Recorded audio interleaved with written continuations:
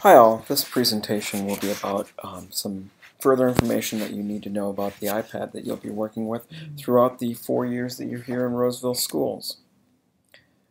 Some things that you're going to need to do in order to continue to work with your iPad is to do the student agreement.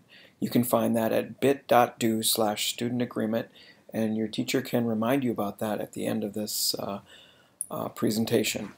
Make sure that you back up Notability as well. We'll be putting that video also available at the end of this video. Some things that you want to keep in mind about this year's use of iPads is that some of the tools haven't been available yet, and that we're having some minor problems that we need to correct. First of all, what if you don't have self-service on your iPad? And some of you are having that difficulty. If you can't find self-service, we need you to show up in the Media Center, and we'll get your information and work with district technology support to get that available to you. Self-service is going to appear first as just a long list of apps. Eventually it's going to come in as a list of apps organized by your classes. If you see it by department, then you have everything working the way you want it to and the way we want it to work as well. If you can't download Notability, that's probably due to some minor glitches in the system that we're struggling with as well. We invite you to try to be patient with that. When that is available, keep looking, keep trying to download it. If it continues to be a problem, you need to come see us about that. If you haven't changed your password, we invite you to do that. There's a password change icon on your iPad. I'd invite you to go ahead and click that link and change your password at some point. That's your district password, and we use it for lots of different things, including Synergy, Schoology, and Google Apps. So it's a really important thing for you to change. We want that to be secure. If you go with the defaults, that's your birthday, and many people have that information available to you. We want you to come up with a more secure password. If you haven't set your passcode, so that when somebody starts up your iPad, they can't just automatically get into it, you can do that by going under the Settings app and then clicking under Passcode. And then under Passcode there on the right hand side, you'll see a link for Turn Passcode On, and then enter a you'll want to turn off turn off Simple Passcode, and then you can use your student ID as your passcode on your iPad. So make sure that you set that to your student ID. Some things that you need to keep in mind about what's acceptable and what's not acceptable in terms of the way you work with your iPad. First of all, always keep your iPad in a safe place, and by that we mean avoid any sort of extreme temperatures, sharp or heavy objects around your iPad. Be very careful when you're putting it in your backpack so that it doesn't get crushed against other objects. We've seen some issues with that already. Be very careful about how it gets put away. Avoid putting it around moisture. Don't eat or drink around it. Make sure that you're not exposing it to food and drinks that can damage it. Please never lend your iPad to someone else. If someone else needs to use an iPad, have them come see us in the Media Center. We have ways to be able to help them with it, and we have computers as well. We need you to keep your iPad in your district-issued case at all times. That includes the kickstand. Don't take it out of there. That means don't remove the plastic film in front. We need you to keep that on there because we want it to be kept safe. Bring your charged iPad to classes every day. So make sure that you charge it at night so that when you bring it to school the next day, you have a charged iPad to use throughout the day. It's your tool that you're going to need to use. It's like not having notebook paper with you. You need to make sure that you have the tools that you need to have in order to be successful in your classes. That means bringing your iPad charged to classes every day. If you find that yourself in a spot where you can't charge your iPad and you brought it in and it's not having charge, you can bring it to us in the Media Center and we'll charge it for an hour or two for you, or you can bring it to us at lunch and we'll charge it. But we don't want this to become a common practice, but we will charge your iPad if necessary. Some more things to keep in mind. We want you to make sure you're using your iPad just like you'd use computers for academic purposes only throughout the school day. So make sure that when you're using your iPad, you're only using it for academic purposes.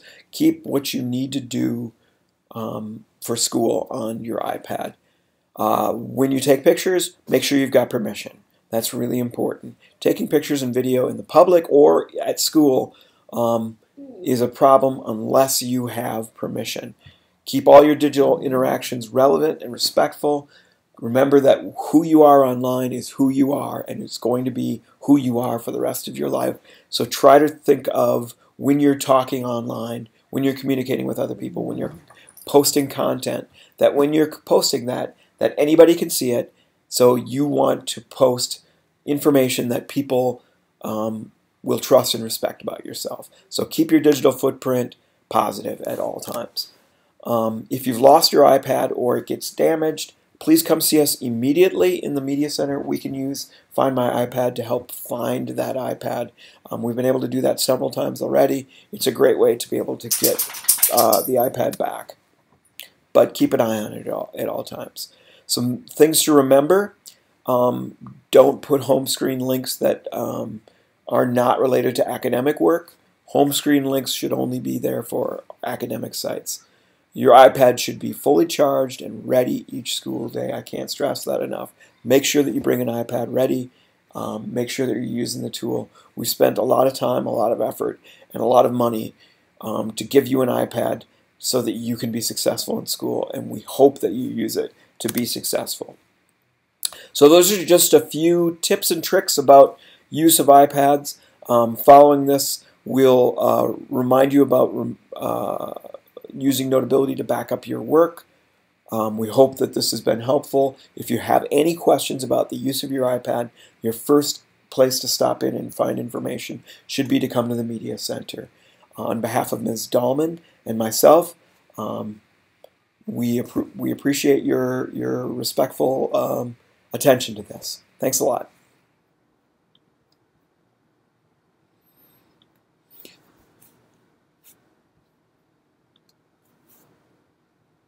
So this presentation will be about how to back up Notability files for you to be able to do your work.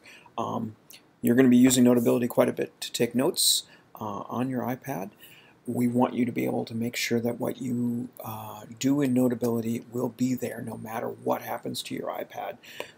So in order for that to happen, we're asking you to back up your Notability files. This is really important in case it's ever lost or you need to reset your iPad. Lots of things can happen to your iPad, and we want to make sure that your notes are available to you at any time.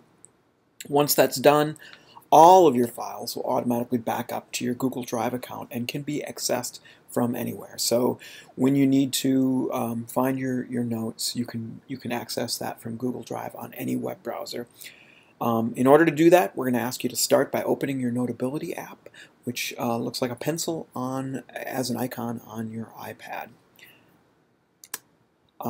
When you're in Notability, we're going to ask you to tap on the Settings cog at the bottom of the screen.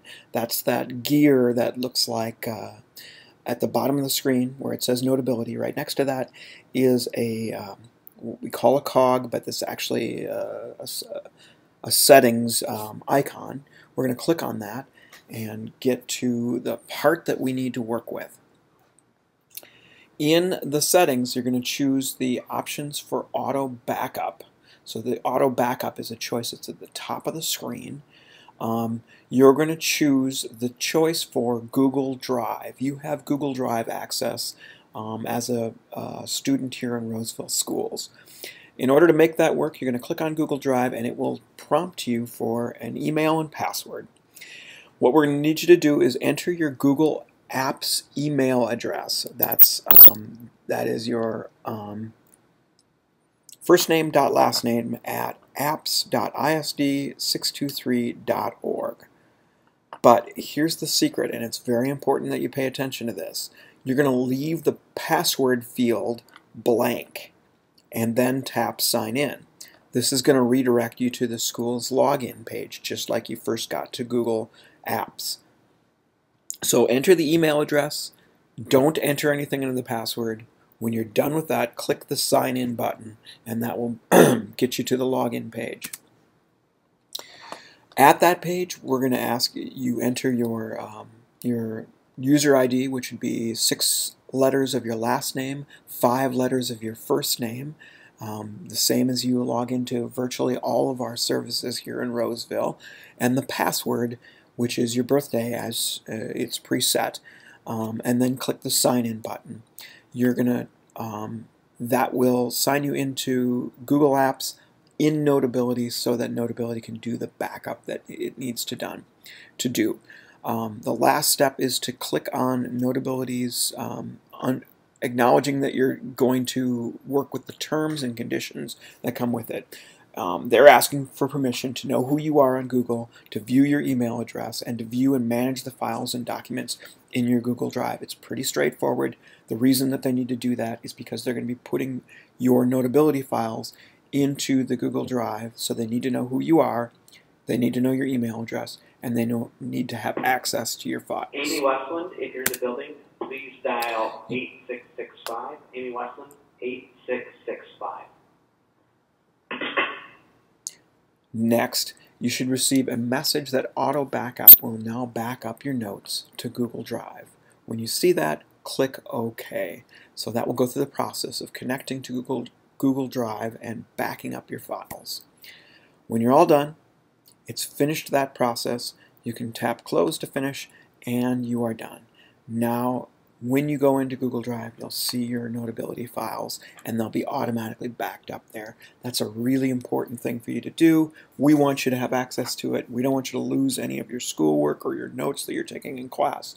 By doing this, you're backing everything up, and that's an important thing to remember.